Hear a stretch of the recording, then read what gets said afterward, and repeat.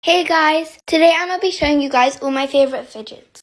Also, don't mind my nails. I was just experimenting. It looks horrible, but anyway. Also, I've eaten like the whole pack of these. But anyway, I'll just show you.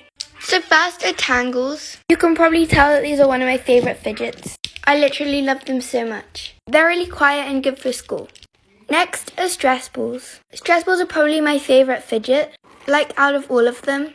But the only reason why they're not is because I've popped so many. And yeah, I really like them, but they just don't work.